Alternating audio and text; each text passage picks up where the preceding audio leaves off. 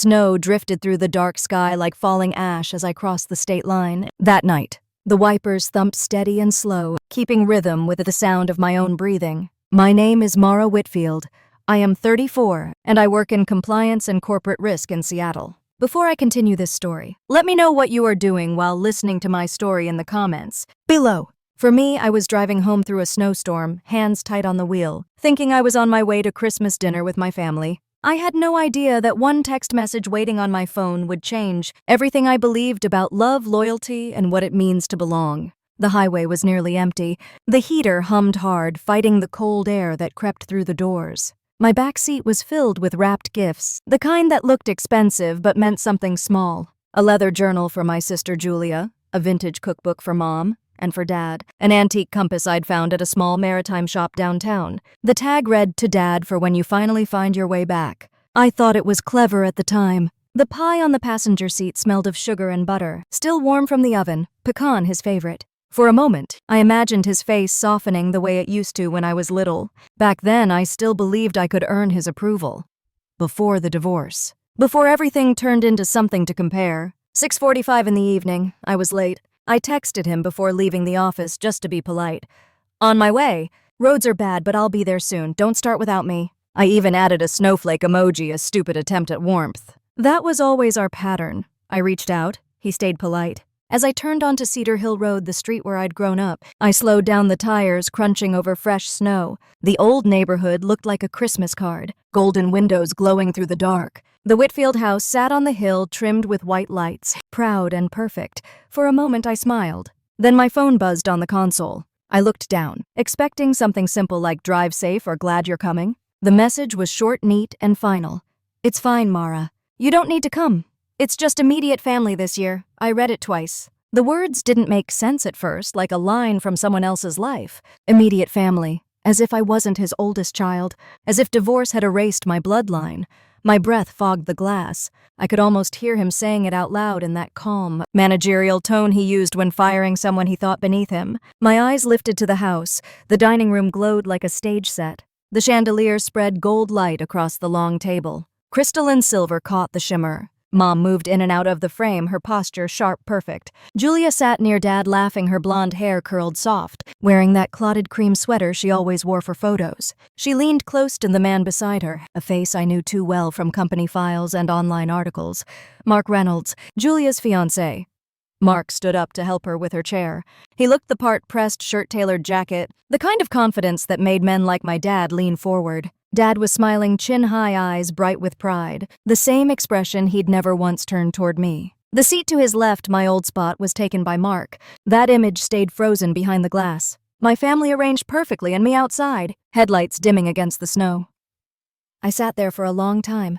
My fingers trembled, not from the cold, but from the kind of humiliation that burns through skin, the kind that says you should have known better. I thought of Mom's voice when I called last week. "Oh, honey, Julia's fiancé has been such a blessing for your dad's business. He's helping with some investments, bringing new energy. Maybe when things settle, we'll all get together." Her tone was polite, distant, the same tone she used with telemarketers. I should have known something was wrong.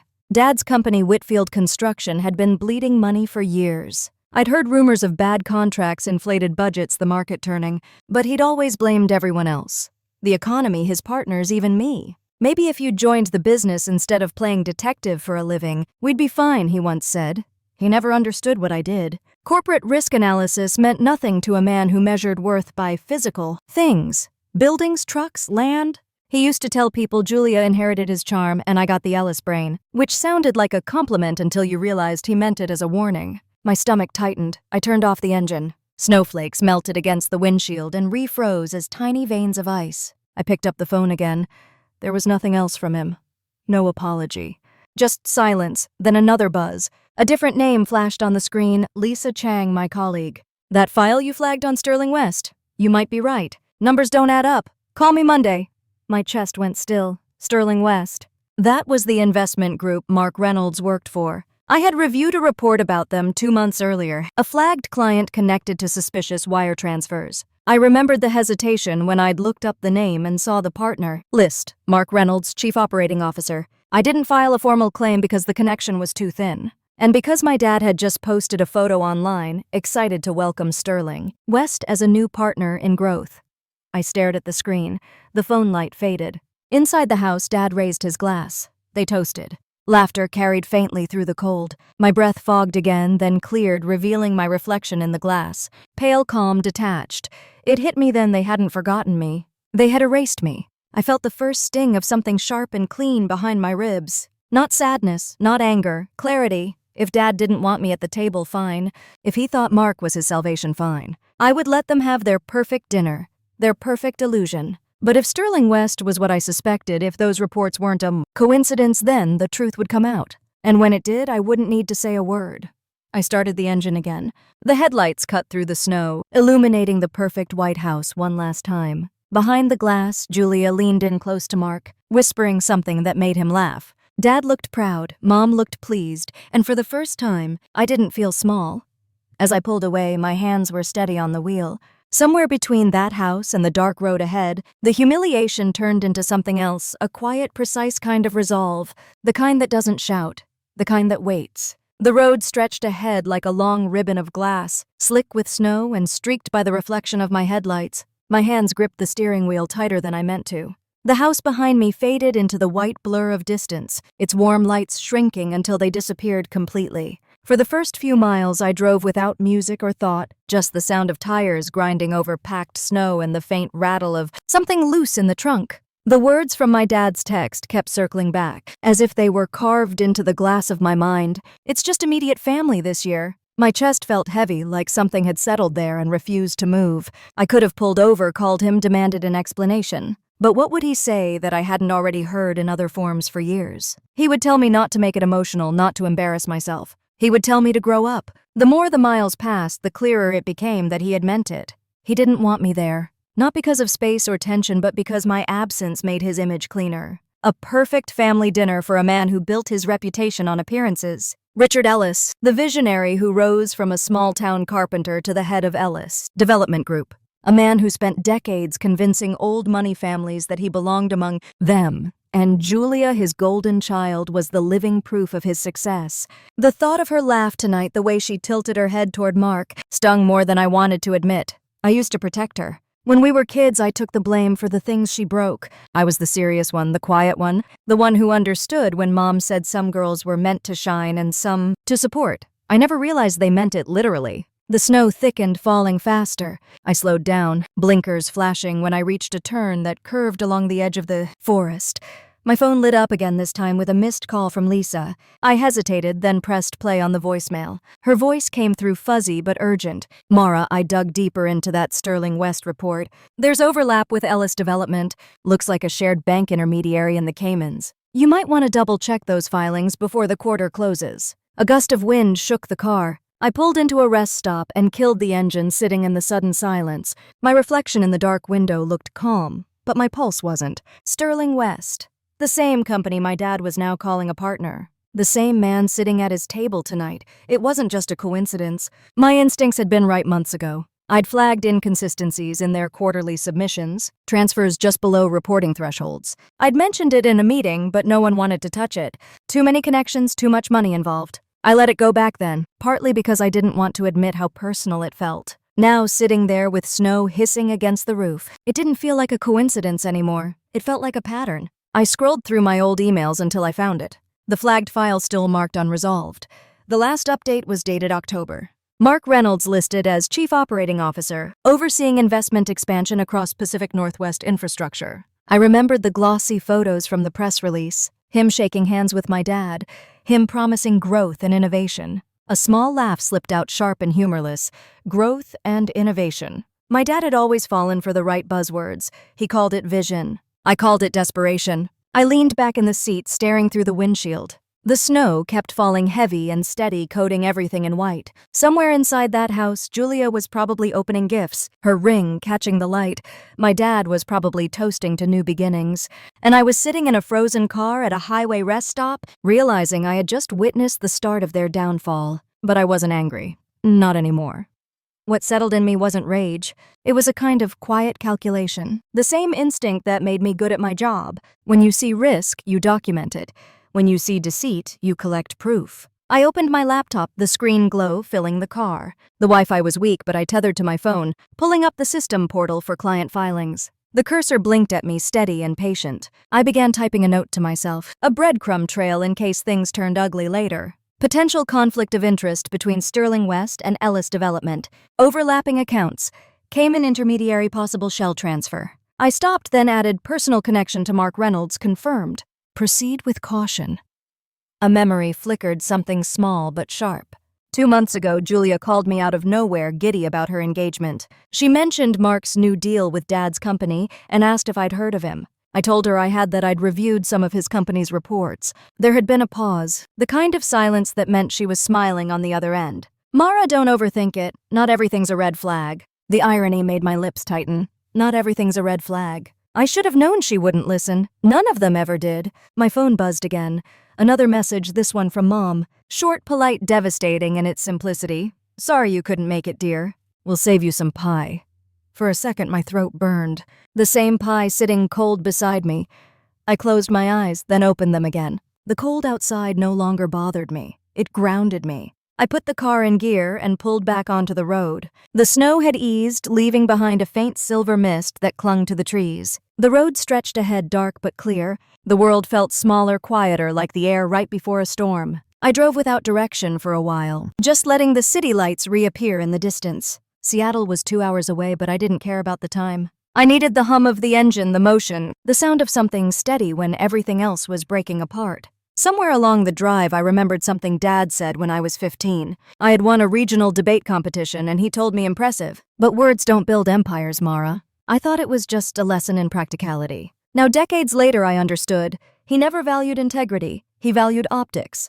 Julia made him look successful. I made him uncomfortable. The snow finally stopped. I took the next exit toward the motel strip near Ridgefield, a line of flickering signs and quiet parking lots. I parked under a buzzing light outside a small lodge. My body ached as I stepped into the cold boots crunching on ice. The air smelled like gasoline and winter. Inside, the clerk barely looked up when I handed over my card. The room was plain but clean. I locked the door, set my bag down, and sat on the edge of the bed. My hands were still trembling, but it wasn't scary. It was adrenaline focus, the spark that comes when something inside you finally wakes up. On the nightstand sat a small notepad. I picked up the pen and wrote 3 words, "Follow the money," then underlined it once.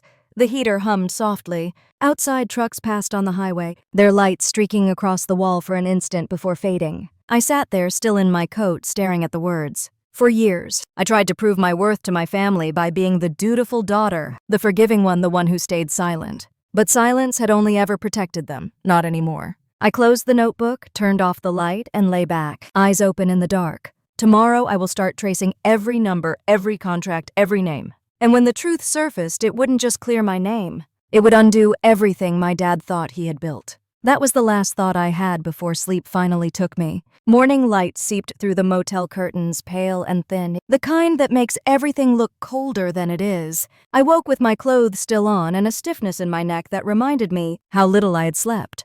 For a few seconds, I forgot where I was. Then I saw the notebook on the nightstand with 3 words written in heavy ink, "Follow the money." Coffee from the lobby tasted like burnt rubber, but it helped. I opened my laptop on the small table by the window. The motel Wi-Fi stuttered, but I managed to log into the internal database. My hands moved automatically, muscle memory guiding each step. Search, filter, cross-reference. It was the same process I used every day at work, except this time, the stakes were personal. Sterling West's filing sat in front of me, clean on the surface, too clean. I scrolled through bank statements and expense summaries until I found a line that made me stop. Wire transfer, $200,000, routed through a Cayman intermediary. The recipient was listed as Ellis Holdings Development LLC, my dad's company. A chill crawled through my chest. It wasn't proof yet, but it was enough to raise every instinct I had. I double-checked the date, November 15th. The same week, Julia had called to tell me Mark had saved Dad's business with an incredible new deal. I closed my eyes for a moment, steadying my breath. It was all right there. The man my dad trusted, the man sitting at his table last night, was moving money through offshore accounts tied to Dad's company. Whether my dad knew or not, he was in deep. I opened my email and typed a message to Lisa. I found the link between Sterling West and Ellis Holdings. "Keep this confidential for now. I'll explain later." I haven't hit send yet. Something told me this couldn't just stay in emails. By 10 o'clock, the snow outside had melted into slush. I checked out of the motel and drove to the office, even though it was Christmas morning and the building was mostly dark. My badge still worked. Inside, the hum of fluorescent lights filled the empty space. I sat at my desk, logged in again, and started downloading public filings and archived data. Every document I opened led to another question. Every clean line in the report looked like a lie wearing a pressed suit. Halfway through, my phone rang. It was Julia. I hesitated but answered. "Mara, where are you? Dad said you didn't come last night." Her voice carried that polished tone, the one she used when pretending everything was fine. "I got your message," I said. "He didn't want me there." She sighed softly, the kind of sigh that makes it sound like you're the one being unreasonable. "You know how he is. He just wanted to keep things small this year." "It's been a rough quarter." "Julia," I said quietly, "how much do you know about Mark's work with Dad's company?" "What do you mean?" She laughed, but there was a thin edge in it. "He's helping restructure some investments, that's all. He's been amazing." "Why?" "Because I've seen some of the numbers," I said, "and they don't add up." The silence on the line was sharp. Then she said, "You're doing it again. You always think you're the smartest one in the room, always digging for problems that aren't there. You need to let Dad handle his own life. He's not handling it," I said. "He's being used." "You sound jealous," she snapped. "You hate that he finally respects someone who isn't you." That one landed, but I didn't let it show. "Julia, just tell me something. Does Mark ever ask Dad to sign documents without review? Anything to do with offshore accounts?" "Stop," she said, her voice breaking slightly. "This is insane. You always twist things. You've been like this since we were kids. You can't stand it when someone else is happy." I wanted to argue, to remind her that I had spent my entire life cleaning up her messes. But what was the point? People believe what feels good, not what's true. "I hope you're right about him," I said. "I really do." She hung up without answering. The silence after that call felt heavier than before. I turned back to my laptop, jaw tight. The pattern of transfers grew clearer with every search. Money flowed from Sterling West into dummy corporations, then into Ellis Holdings. It was a laundering network disguised as a partnership. Around noon, I heard a voice behind me. "Didn't expect to see you here today." I turned. It was Daniel Price, one of the senior auditors. He looked surprised to see me, just catching up on something I said. He leaned against the cubicle wall, sipping from a paper cup. "You always work holidays. You need to learn to relax, Mara. Maybe next year." He nodded, then gestured to the folders open on my screen. "Are you digging into Sterling West again? I heard that it's connected to Ellis Development somehow." I felt a prick of unease. "Who told you that?" He shrugged. "People talk. Just be careful. That company's got friends in high places." When he walked away, I stared at his back until he disappeared down the hall. It wasn't paranoia anymore. Someone else knew. That meant time was running out. I downloaded the last of the reports, zipped the files, and backed them up on a secure drive. Then I printed one page, the summary that tied everything together: transaction codes, routing numbers, signatures. At the bottom, the name R. Ellis appeared beside a digital stamp. I stared at the signature. My dad's name. His pride, his identity, his downfall waiting in black ink. The thought that he might be an unwilling participant should have comforted me, but it didn't. I knew him too well. If Mark had promised to make him look successful again, Dad would have signed anything. Pride was always his weakness. As I packed up, my phone buzzed again. A text from an unknown number. "Stop looking. Some things are above your pay grade." The message made my hands go cold. No name, no context, just a threat wrapped in casual arrogance. I deleted it, then powered off the phone. Fear tried to surface, but I pushed it down. I had spent years auditing corporations that hid behind power and lawyers. This was no different. The only rule was simple: don't blink first. By the time I left the office, the streets were quiet again. Christmas decorations still glowing faintly in the daylight. My reflection followed me in every glass window, pale and unreadable. I didn't know yet how deep this would go or how much it would cost. But I knew one thing with absolute certainty. If they thought silence would keep me away, they had underestimated me again. I turned the corner toward my car, the wind biting through my coat. The world smelled like wet asphalt and cold metal, the kind of scent that marks the beginning of something irreversible. The engine started with a low hum. I didn't look back as I pulled onto the road. The city ahead blurred in the fog. The truth was coming, and for once I wasn't running from it. Rain fell in thin sheets the next morning, washing away what was left of the snow. I drove to the office early before anyone else arrived. The streets empty except for delivery trucks and the occasional jogger. My mind felt sharp to awake, the kind of alertness that comes after a night of restless sleep. I hadn't stopped thinking about that text. Stop looking. Some things are above your pay grade. Whoever sent it knew exactly what I was doing, which meant the story went deeper than I thought. Inside the building, the air was cold and still. I made coffee in the break room and sat at my desk, opening the secure drive I had saved the night before. The files loaded slowly, row after row of numbers and transaction codes. I followed the trail again, line by line, until a new pattern appeared. There were more transfers than I had seen, small ones scattered over months, routed through fake subcontractors registered under names that meant nothing, except one, Hartwell Consulting. It wasn't a name I recognized, but a search pulled up a registration address in Bellevue, 2 blocks from where Sterling West listed its headquarters. I clicked through a few more pages until a signature at the bottom caught my eye. Mark Reynolds. I leaned back in my chair, my pulse steadying into focus. He wasn't just involved. He was controlling the flow. The money moved through Hartwell then to Ellis Development, then out again into offshore accounts. On paper, it looked like legitimate consulting fees. In reality, it was siphoning. I picked up my phone and called Lisa. She answered on the second ring. "Mara, are you still on this?" "It's the holiday week. I need your help," I said. "Check the vendor history for Hartwell Consulting. I think it's linked to Sterling West." There was a pause, then a sigh. "That's sensitive data, Mara." "You know how it looks if someone pulls those records without authorization?" "I'll take the risk," I said quietly. "Just look." I heard her typing. Hartwell Consulting LLC, I registered 9 months ago. 2 contracts with Ellis Development, both signed by Richard Ellis, each worth $500,000. Looks like a fast-track approval. "That's not standard." My throat tightened. "Can you send me a copy of the approvals?" She hesitated. "I can't email them. I'll print and drop them in your office box. After that, I'm out. Be careful. This smells bad." After the call, I sat still, listening to the rain against the windows. My dad had signed those contracts. Whether he knew what they were didn't matter. He'd let Mark take control of his business, his reputation, and probably his future.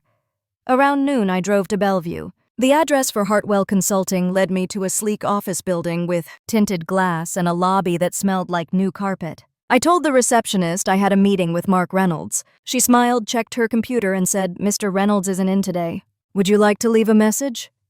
"No," I said, forcing a smile. "I'll catch him next time." I walked back outside, pulled my coat tighter, and took out my phone. Across the street was a coffee shop with a clear view of the building. I ordered a drink and sat near the window, pretending to scroll through my phone while I watched the doors. After 20 minutes, a familiar car pulled up. Mark stepped out, talking on his phone, his other hand adjusting his tie. I watched as he greeted a man in a dark coat, handed him an envelope, and walked inside.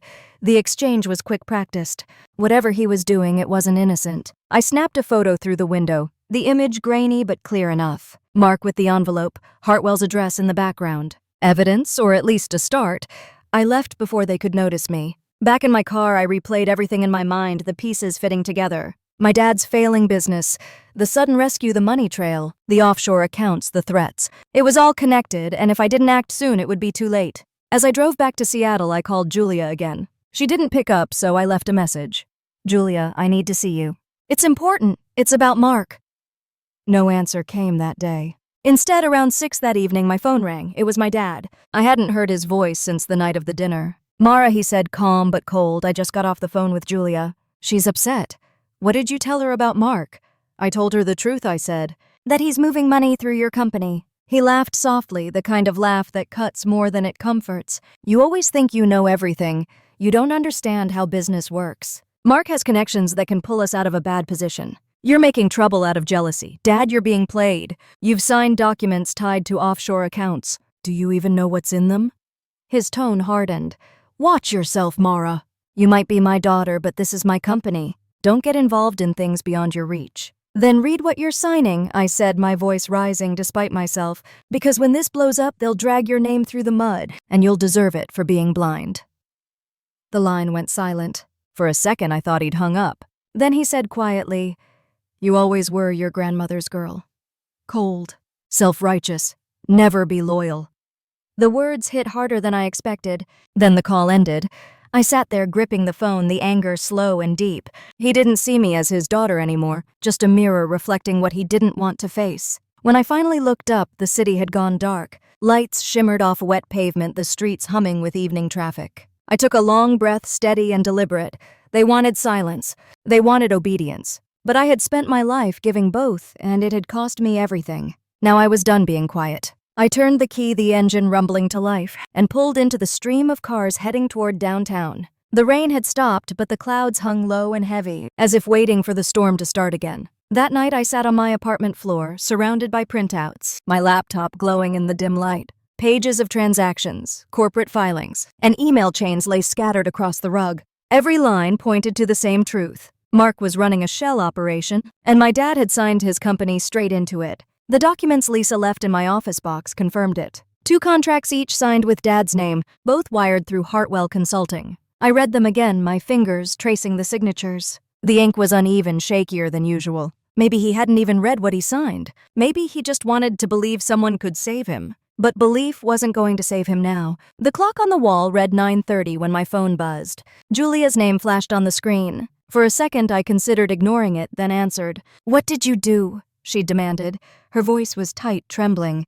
"Dad's furious." "Mark said you're spreading lies to your office, trying to ruin his name." "I'm not spreading lies," I said quietly. "I have proof." "Proof of what? That you can't stand to see anyone else succeed?" I laughed, softly tired. "Julia, this isn't about me. Mark is moving money through offshore accounts tied to Ellis Development. I traced every transfer. You can come see the files yourself." "You're sick," she said. "You need help. You've been alone too long and now you're making up conspiracies." "I wish I were," I said. "But when the government starts asking questions, you'll remember I warned you." She started crying. "Do you ever stop?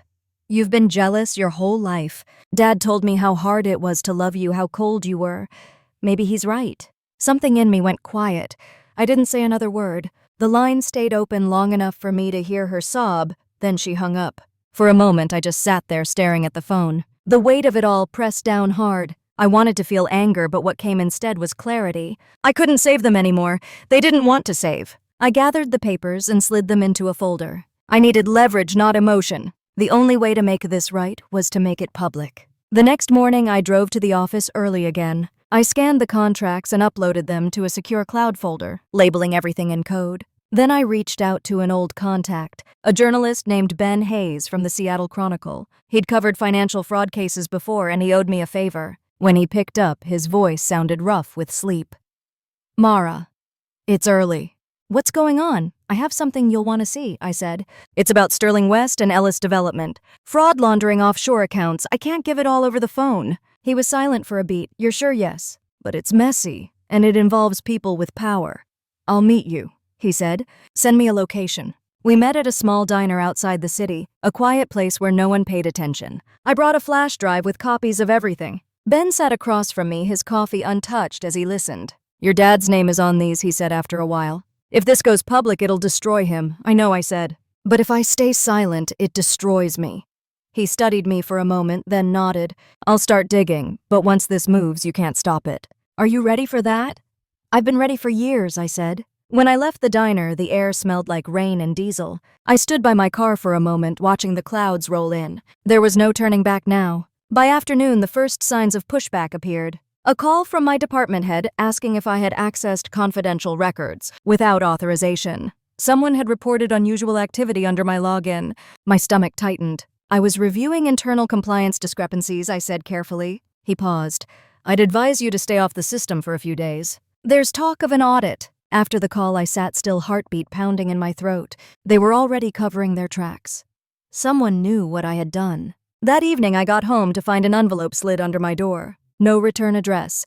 Inside was a single printed photo. Me at the coffee shop watching Mark outside Hartwell's office. The image was grainy, but clear enough. Beneath it, one sentence typed in block letters. "Stop now or next time it won't be a warning." I sat on the couch, the paper trembling in my hand. Fear washed through me cold and sharp. Then just as quickly, it turned into something harder. I had spent years walking on eggshells around people who thought they could scare me into silence. It wouldn't work anymore. I tore the photo in half and dropped it into the trash. Later that night, I called Ben again. "Did you start looking into Sterling West?" "Yeah," he said. "You were right.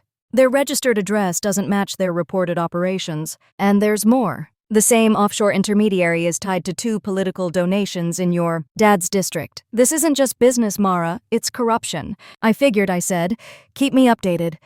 After the call, I opened my laptop again. I went through the files, adding notes, piecing together a timeline.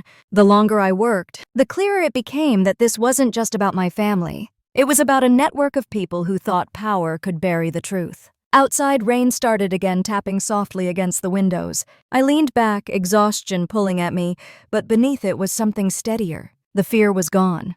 In its place was resolved. Whatever storm was coming, I was already in it, and I wasn't stepping out. I closed the laptop, stood by the window, and watched the city lights flicker through the rain. Somewhere out there, my dad was still pretending everything was fine, smiling beside the man who would ruin him.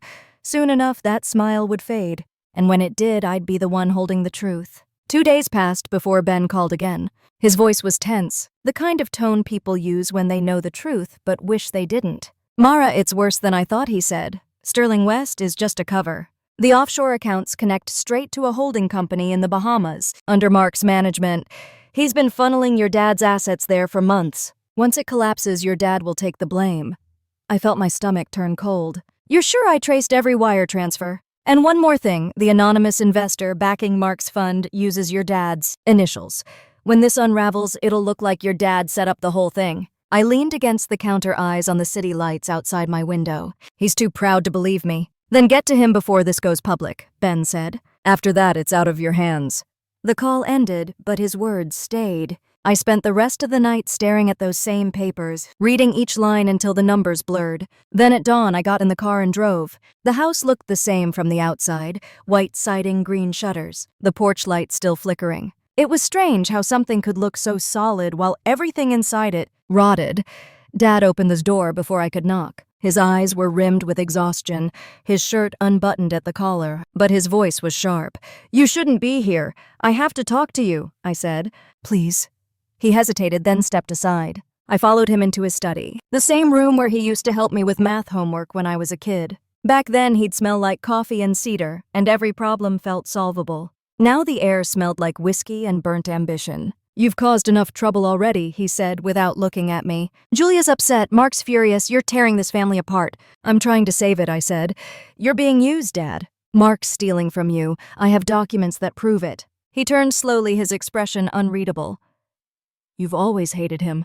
I should have known you'd end up like your grandmother, always needing to prove something, never able to just trust anyone." The words hit hard, but I stayed still. "You think this is about trust? It's about evidence. Look at these." I opened the folder and laid out the records across his desk. "These are your signatures. Those are the transfers. He's bleeding you dry." He stared at the pages but didn't move to touch them. "I've made mistakes before, but not this one. Mark's smart. He's been helping me restructure. You've never understood business." "Because I don't measure people by how much money they pretend to have?" asked. He flinched slightly. "You wouldn't understand what it's like to carry a company, to have people depend on you. You left, you divorced. You built a life for yourself and judged the rest of us from a distance." "I built something honest," I said quietly. "And I tried to warn you before it was too late." Julia appeared in the doorway, arms crossed. Her cheeks were flushed, eyes red from crying. "Mark told me you'd do this," she said. "He said you'd try to destroy us because you can't stand that Dad finally has someone to trust." "Julia, he's conning both of you," I said. "I've seen his filings. He's hiding money offshore under fake names." "Please, just look." "You're jealous," she said flatly. "You've always been jealous. Of me, of Dad, of anyone who gets his approval." I took a slow breath. "You're making the same mistake he is. You think loyalty means silence. It doesn't." Dad's voice cut through, quiet but heavy. "Enough. Leave the papers." "I'll look them over." "Dad," I said, stepping closer. "If you don't act now, you'll lose everything." He raised a hand. "Go home, Mara.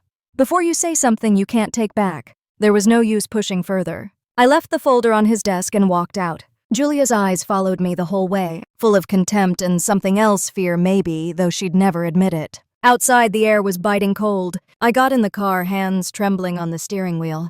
Through the window, I saw them standing together by the study door, their faces half lit by the firelight. I drove away before the image could stick. Halfway down the road, my phone buzzed. A message from Ben. "The SEC is closing in. Someone's trying to move the money fast. You need to be careful. If your dad's involved on paper, he'll be the first target." I read the message twice, then tossed the phone on the seat beside me. Streetlights streaked across the windshield like ribbons of gold in shadow. He had chosen pride over reason. Again. And maybe this time, the fall would finally make him see what he refused to hear. As I reached the edge of town, the clouds began to break, streaks of pale dawn stretching across the sky. It should have felt like relief, but it didn't.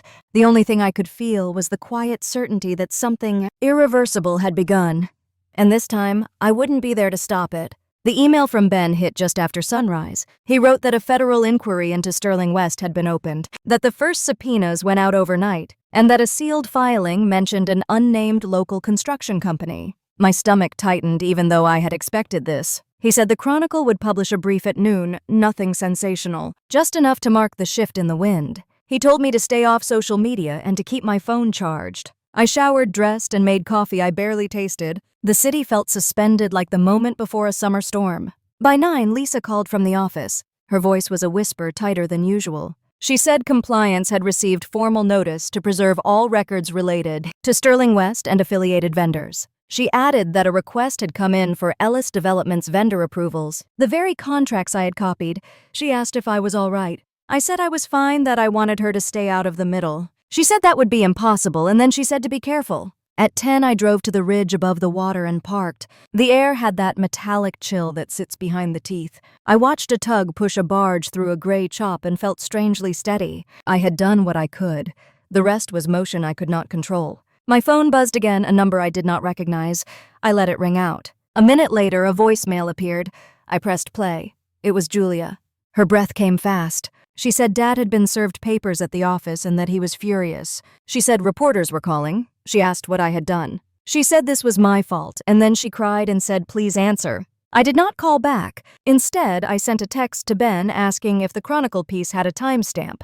He said noon sharp. He also said an arrest warrant had been signed in Multnomah County for Mark Reynolds on suspicion of securities fraud and conspiracy. He said that off the record. There was talk of a pickup in Portland as soon as they located him. I read those words twice and then lowered the phone and stared at my reflection in the glass. For a long time, I had imagined this moment as a kind of relief. It did not feel like relief. It felt like a cliff edge with no guardrail, and I was standing on my side of it, choosing not to step forward. Just before noon, I drove past my dad's building. Ellis Development's sign still hung on the brick facade, clean and stubborn. 2 cameras waited across the street, their operators huddled in coats. Lenses pointed at the door. I did not stop.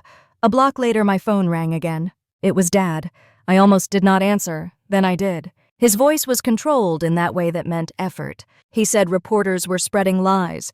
He said competitors were jealous. He said if I had any decency, I would come to the office and help him set the record straight, because I worked in compliance and people might listen. I said the record would set itself. He said I could still fix this if I would stop being dramatic and think about family. I said my family had asked me not to come home for Christmas. There was a long pause. He said he did what he had to do that night to keep an important guest comfortable. He said it was a strategy. I said he had traded his daughter for optics. He called that an unfair interpretation. Then he said that I had always needed to prove how smart I was and that now I had finally proven that I could destroy things I did not understand. He asked if that felt like a win. I told him there were no wins, only truth. He hung up. The Chronicle pushed the story at 12. The headline was measured. Regional investment firms face federal scrutiny. A subhead noted potential exposure for a partner company in local construction. There were no names in print, but the comments below the article bloomed with guesses, some correct, some reckless. I shut the page. The point of a system is that it does not need my commentary. It needs my patience. At 2, Ben called with a hard edge in his voice. Mark had been picked up at a boutique hotel in Portland trying to leave through a service door. There were photographs already grainy, him half-turned, mouth set in that fixed smile he wore in every press shot. Someone in the lobby had captured video of plainclothes agents guiding him into an elevator. Ben said the footage would be on every local station by evening. He said there would be a press briefing tomorrow. I thanked him and put the phone down gently like it might break. Minutes later, Julia called again. I let it ring twice and then answered. She did not say hello. She said this was all a misunderstanding and that Mark would explain everything after he posted bond. I said a bond does not rewrite ledgers. She said I hated her happiness from the start. I said I had warned her when it still could have been private. She asked if I told the press. I said I provided information to the people whose job is to enforce the law. She said that sounded like a confession. I said it sounded like a sentence I could live with. She said I had ruined Dad. I told her I had put light where it belonged. She began to cry again, smaller this time, like she knew the sound would not work. I did not comfort her. I listened until she was quiet, and then I said she should call a lawyer. By late afternoon, the street by my building filled with a different kind of noise. A car idled too long at the curb. A man stood across the way pretending to check his phone while his eyes tracked every entry. My skin knew the feel of being watched. I drew the curtain and waited for the knock I feared. None came. The envelope slid under my door came instead. Inside was a photocopy of a screenshot, a fragment of an internal message with my name highlighted, and the words, "Preserving all communications." There was a second page with a question written in block letters. How brave are you when the light swings your way? I felt the flash of old fear, and then the newer thing that had learned to stand still while fear moved through and past me. At 5, Lisa sent a secure message. She wrote that a preservation order had expanded to include specific employees, and that I should expect contact. She suggested I retain counsel. She added a line that sounded like something she did not dare to say out loud. She wrote that she was proud of me. I sat with that for a long, quiet minute, and then I opened a search window and looked up a white-collar attorney in Seattle that Ben had recommended once for a different matter. I called. A receptionist answered. I said my name and told her I needed representation regarding a federal inquiry. She said a partner could speak with me at 9 the next morning. She asked me to bring any documentation I had. I nearly laughed. I told her that would not be a problem. Night fell early, as it does in winter, when the day never really wakes up. At 7, my mom called. I had not spoken to her since the holiday. Her voice was softer than I remembered, the way people sound when they are trying to walk across ice. She said your dad is not well. She said he had not eaten, and that he kept walking from room to room, picking things up and setting them down. She asked if I could come by and talk some sense into him because he listens to you when you use that calm voice. I thought of all the years I had used that voice, and of how it had worn smooth, like a river stone, and changed exactly nothing. I told her I could not come tonight. I told her he needed a lawyer, not a daughter. She sighed and said in a small tone that used to fold me in half that I had become such a stranger. I let that pass through me and did not catch it. Around 8, the door buzzer sounded.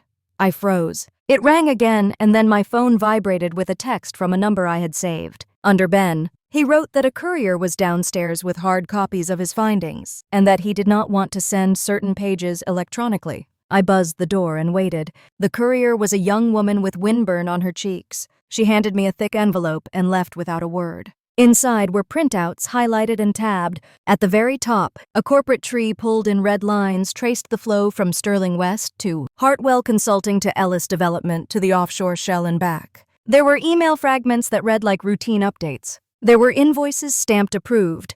At the bottom of the stack, a copy of a mortgage extension for my parents' house, filed 3 months earlier, collateralized against a future payment from a project controlled by Mark. The page blurred as tears sparked and then receded. My mom had not mentioned that. I called Ben. He answered on the first ring. I asked how he had found the mortgage piece. He said it came from a clerk who owed him and that it was public record if you knew how to look. He said he did not plan to print it unless it became relevant to a defense or a plea. He said he was not trying to set the house on fire. I said I understood and thanked him again. Close to 9, another text arrived. This time it was from a number I did not recognize. It said a single line that carried the weight of surrender. He wants to see you. I knew it was Julia by the rhythm of the words. I wrote back and asked where. She answered that he was at the office, that the lights were off, and that he was sitting in the conference room like he was waiting for a jury that would never show up. She said he would not call me himself. I put on my coat and walked down to the car. The air cut clean and cold against my face. The drive across town felt shorter than ever, like the road had unspooled just for me. When I turned onto the block, no cameras lingered now. The lenses had moved on to Portland and the hotel hallway and the grainy elevator doors. I parked, climbed the steps, and let myself in with the code that had not been changed. The lobby smelled like dust and lemon cleaner. The conference room glass was dark, but inside I could see the shape of my dad, shoulders rounded, hands clasped in front of him on the table. I went in and sat across from him. For a moment, neither of us spoke. The only sound was the slow tick of the wall clock. He said finally that he had read the papers I left. He said he had called a man he trusted and that the man had not called back. He said the bank had left 2 messages he had not returned. He said that when you push long enough, the wall always pushes back. He looked older. Not from years, but from the collapse of a story he had told himself since he was young. I said that the best thing he could do now was tell the truth to the people who would ask. I said that he needed counsel and that he needed to stop speaking to anyone else.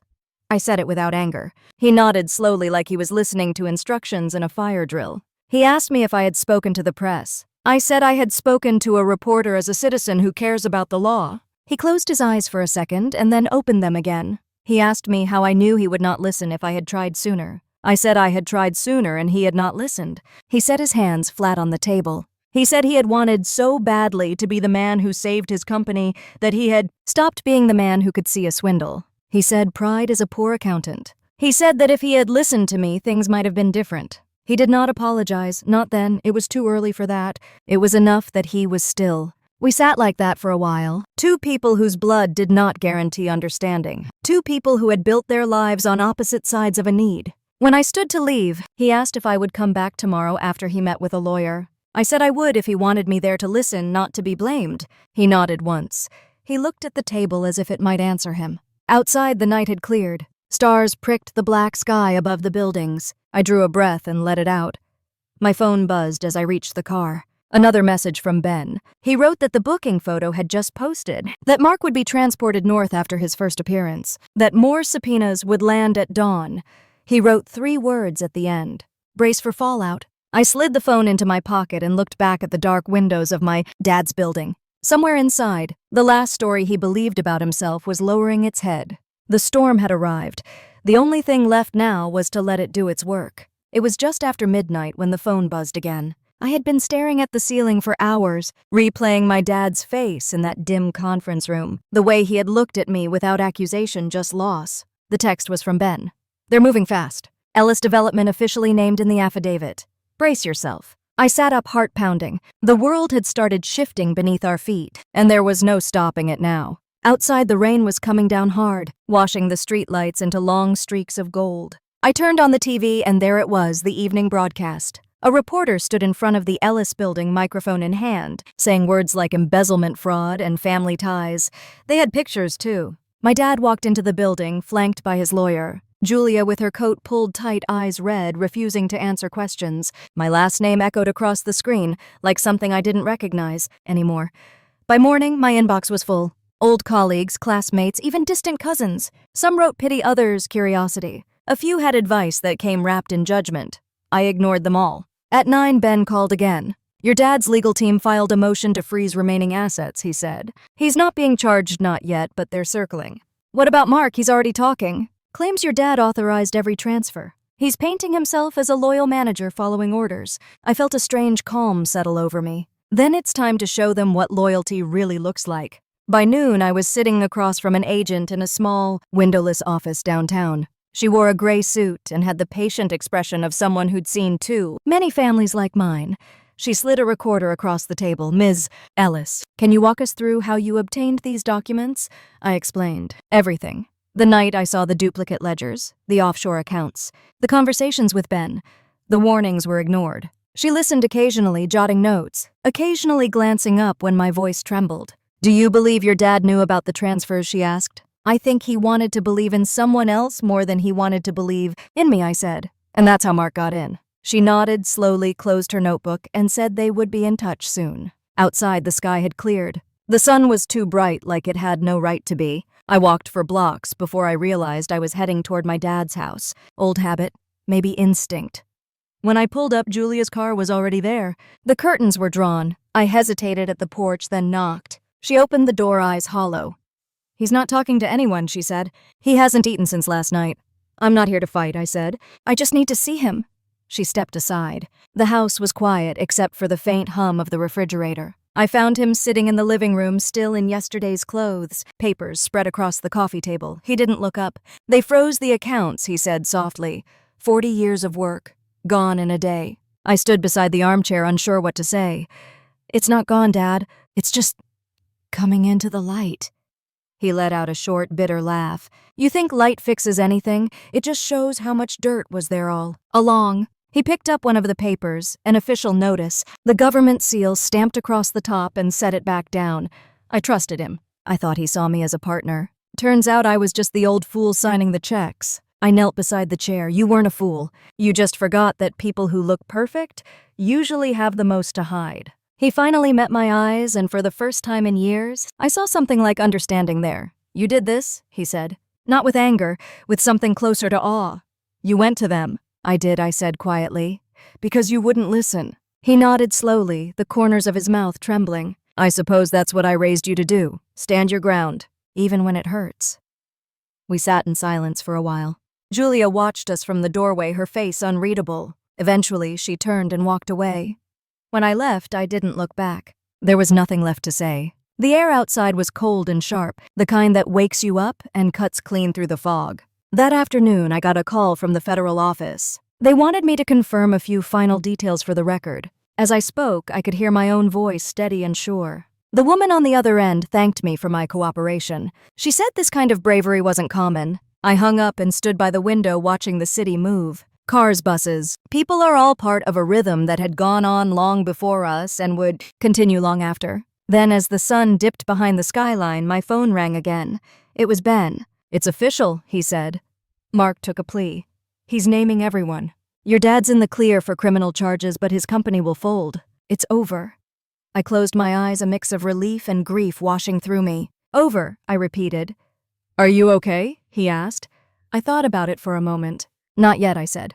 But I will be. After we hung up, I stayed by the window until the last of the daylight disappeared. Somewhere far off, a siren wailed, fading into the hum of traffic, and for the first time in years, I let myself breathe without waiting for the next blow. The week after Mark's plea felt like the quiet after a hurricane. The headlines moved on, but the damage stayed. My dad's company was officially shuttered. The staff had been let go, the offices emptied, the sign pulled down. It should have felt like closure, but instead it felt like standing in a room after the lights went out, waiting for your eyes to adjust to the dark. I spent the mornings walking along the waterfront, something I hadn't done in years. The cold air cleared my head better than coffee ever could. I'd replay conversations with my dad, with Julia, with myself. Sometimes I wondered if doing the right thing always made me feel this lonely. One afternoon, as I came home from work, I found a small box on my doorstep. No name, no return address. Inside was an old family photo, the four of us standing in front of the cabin at Lake Chelan. I was maybe 10 hair wild from the wind, holding a fish almost bigger than my arm. My dad was smiling then, hand resting on my shoulder. Julia stood on Mom's other side, her face turned perfectly toward the camera. Underneath the photo was a folded note in my dad's handwriting. It said only, I finally looked at everything. You were right. Thank you. My throat tightened. I sat on the porch step for a long time, holding that paper like it was something fragile. The anger I'd carried for so long started to shift into something else, something quieter. I wasn't ready to call it forgiveness, but it was close. That night I drove to the old Ellis house. The porch light was on, but the windows were dark. Mom answered the door in her robe, eyes tired but soft. She didn't seem surprised to see me. He's in his study, she said. He barely leaves it. I nodded and walked down the hall. The door was open a few inches, and through the crack I saw him sitting at the desk, papers neatly stacked, pen in hand. He looked smaller somehow, not just older. When I pushed the door open, he glanced up. Mara, he said quietly. I wasn't sure you'd come. I wasn't sure either, I said. He motioned to the chair across from him. I wanted to tell you in person. I settled with the employees, sold what was left. The money will cover everyone's severance. I'm keeping nothing. I studied his face. You don't have to explain to me. Yes, I do, he said. I spent too many years explaining things to the wrong people. There was a long pause. Then he said, I read through your reports. Every document, every note you left. I don't know why it took me so long to see it, but I do now. I let my pride blind me. His voice broke slightly on the last words. For a man like him, that was an earthquake. I didn't want to destroy you, Dad, I said. I just couldn't let you keep trusting someone who saw you as a stepping stone. He nodded slowly. You did what I couldn't. You saw through the performance. He took a breath, then added, You remind me of my mom. She had the same stubborn honesty. I used to think it made her hard. Now I think it made her brave. I felt the tears before I could stop them. She would have liked to hear that. He smiled faintly. She would have said it took me long enough. We both laughed quietly. The sound felt strange in that room, like sunlight finding its way through a crack. Before I left, he handed me an envelope. For you, he said. It's not money. It's something better. I opened it in the car. Inside was a deed. The lake cabin. He had signed it over to me. There was a note clipped to it that read, Maybe start new stories there. The next weekend, I drove to the lake. The cabin was dusty, the shutters loose, but the view was the same. The water shimmered silver under the morning sun. I stood on the old dock, remembering the photo, the sound of laughter, the way my dad's voice carried across the water. Later, I lit a fire, made coffee, and sat on the porch wrapped in a blanket. Julia's name flashed on my phone. I hesitated, then answered. Her voice was quiet. He told me what he did, about giving you the cabin. I think it's his way of making peace. I think so too, I said. I'm sorry, she whispered, for not believing you. For everything. I closed my eyes. I know. She was silent for a while. Then she said, Mark's facing 10 years. They said he's already trying to cut another deal. I can't believe I didn't see it. Love makes people blind, I said. It's what he counted on. Are you coming home? She asked. Maybe, I said, but not yet. After we hung up, I sat there, listening to the crackle of the fire and the soft lap of water against the dock.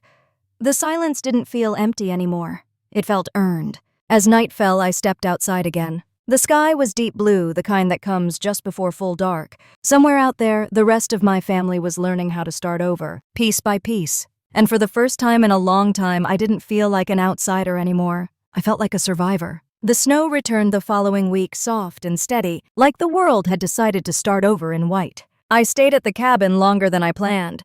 Mornings were slow, quiet. I'd make coffee, wrap myself in my mom's old flannel robe, and sit by the window watching the light crawl across the lake. There was peace in the stillness, a kind that used to make me restless but now felt earned. My dad called every few days. His voice had changed. It carried something lighter, almost humble. He talked about moving into a smaller house near Tacoma, maybe volunteering, maybe finally finishing the memoir he had always threatened to write. Sometimes he'd mention Mom, how she had started tending to the garden again. They were finding their rhythm in the quiet, just like I was. Julia sent me photos of her son, the nephew I barely knew. He had his dad's curls, but her eyes. She said she'd filed for divorce and moved in with Mom for a while. Her messages were softer now, fewer defenses. She thanked me again once late at night for saving her before it was too late. I didn't answer right away. When I finally did, I just wrote, we all save each other in different ways. I spent my days fixing up the cabin, repaired the dock, scrubbed the old floors, hung new curtains. It felt like reclaiming something that had always been mine but was waiting for me to notice. At night, the silence wrapped around the house like a living thing. I'd sit by the fire, a book in my lap, and think about how far the story had come from that one text message on Christmas night. One morning, a letter arrived from the Department of Justice, a formal notice thanking me for my cooperation and confirming the case's closure. I stared at it for a long time, remembering the fear, the nights awake, wondering if I'd done the right thing. Then I folded it carefully and slipped it into the drawer beside my bed. Some victories are quiet. In late February, I drove back into Seattle for the first time in months. The city felt different, but maybe it was me. I met Ben for lunch at a small cafe downtown. He looked tired, but in that satisfied way people do when their work has meant something. You ever think about writing it all down? He asked, halfway through his sandwich. Maybe, I said, but who'd believe it? He smiled. People don't need to believe it, they just need to feel it. We sat in comfortable silence for a while. When we parted, he said he hoped I'd finally rest. I told him rest was still a work in progress. That night, I visited my parents. The house looked smaller, the way childhood homes always do when the truth has changed their shape. Mom hugged me at the door, her arms thin but steady. My dad was in the living room, the fire lit, a single glass of whiskey on the table. I thought you might stop by, he said. I almost didn't, I answered. He smiled faintly. Then I'm glad you did. We talked for hours, not about the company or the scandal, but about small things. The neighbor's new dog, the book he was reading, Mom's garden coming back to life. Somewhere between those stories, he looked at me and said, you know, I used to think strength was about control. Now I think it's about letting go at the right time. For once, I didn't have to respond. He already knew I understood. When I left, he walked me to the door. The snow had started again, falling quiet and clean. He touched my shoulder gently and said, drive safe, kid. It was simple, ordinary, and everything I had ever wanted to hear. Back at the cabin, the fire crackled as I sat on the floor, watching the snow gather outside. The lake was frozen over the stars, barely visible through the clouds. I thought about how endings aren't clean lines but soft fades. You don't walk away from pain all at once. You step out slowly, one truth at a time. If you've ever been told you were too much or not enough for your own family, remember this: silence can be power and truth can be the loudest revenge. Truly, if this story touched you, I'd love for you to like, subscribe, or share your thoughts in the comments. We're almost reaching my dream of the first 1,000 people in our community.